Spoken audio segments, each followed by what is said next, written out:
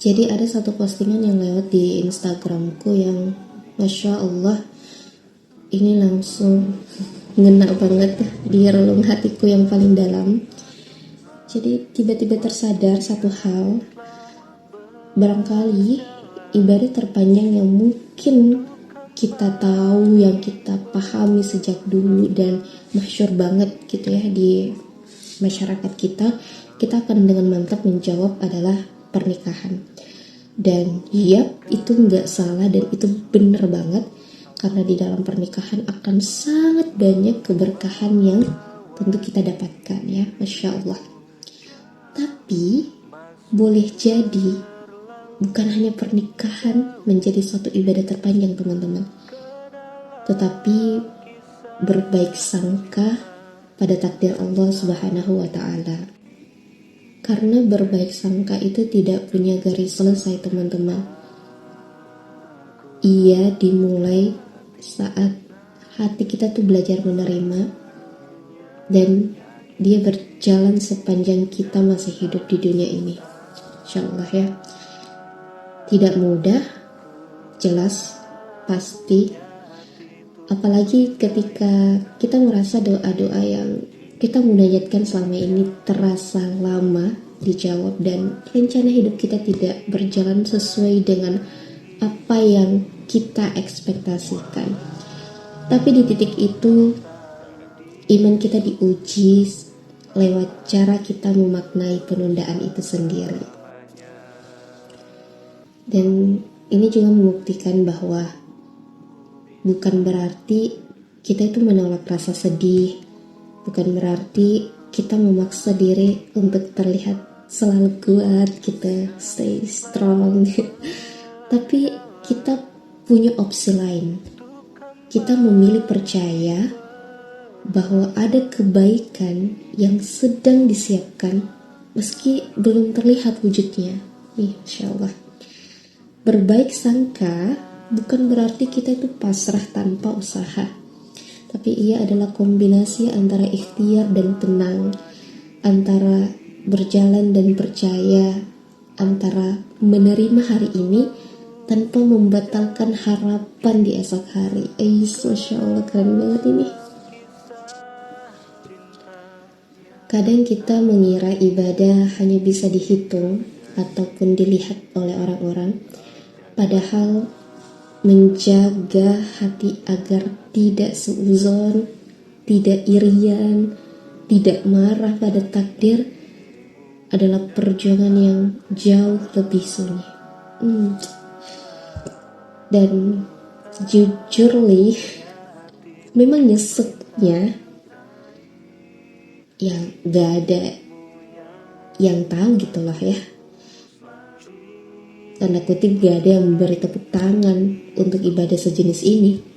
Gak ada yang tahu berapa kali kita harus merapikan kecewa, berapa kali kita harus menenangkan diri saat hati mungkin udah hampir menyerah dengan keadaan.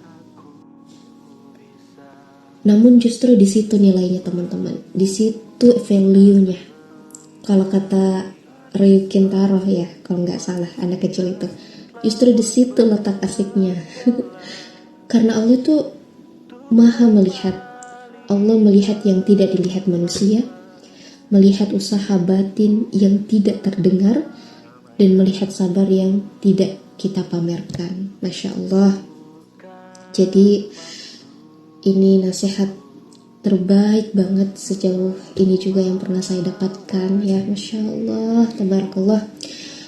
Untuk diriku ataupun teman-temanku yang melihat video ini, jika hari ini kita merasa hidup kita belum sesuai dengan rencana, jangan buru-buru merasa kalah teman-teman. Bisa jadi kita sedang menjalani ibadah terpanjang kita, belajar percaya bahwa takdir Allah selalu lebih lembut daripada prasangka kita sendiri. Insya Allah. Keren banget ini. Soal bicara husnuzon kepada takdir ataupun segala apa yang Allah sudah takarkan kepada kita, itu betul-betul membuat hati kita senyaman dan selapang itu menjalani kehidupan. Selain itu saya ingin juga menyemangati diri saya dan teman-teman juga mungkin ya, kita saling menasihati dalam kebaikan.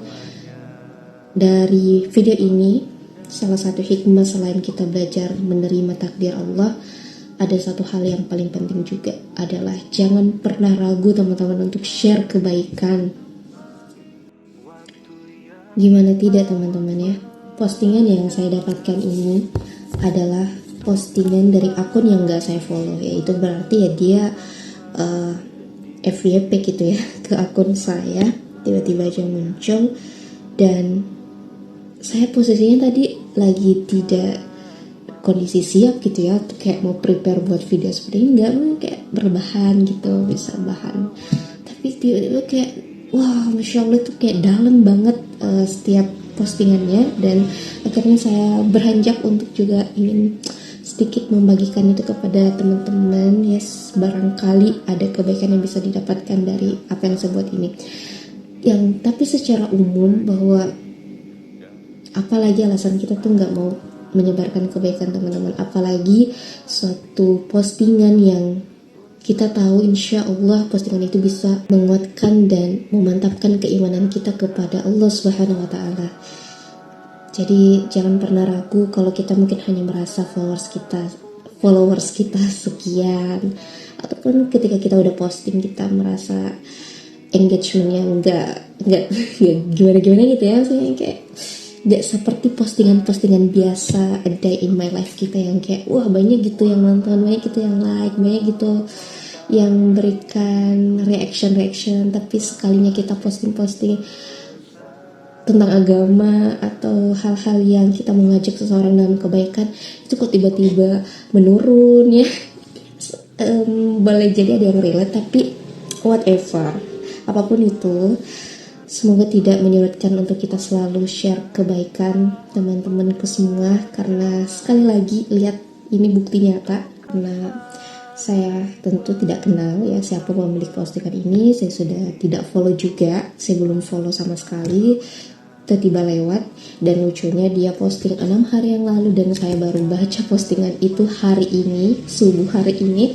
Dan Masya Allah luar biasa sih ya. Jadi ini nasihat terbaik untuk saya dan kita semua ya, untuk jangan pernah ragu share kebaikan, share hal-hal yang di dalamnya mengingatkan kita kepada tauhid, akidah yang lurus, akidah yang luat, keimanan yang mantap, dan apapun yang membuat kita semakin dekat kepada Allah Subhanahu Wa Taala.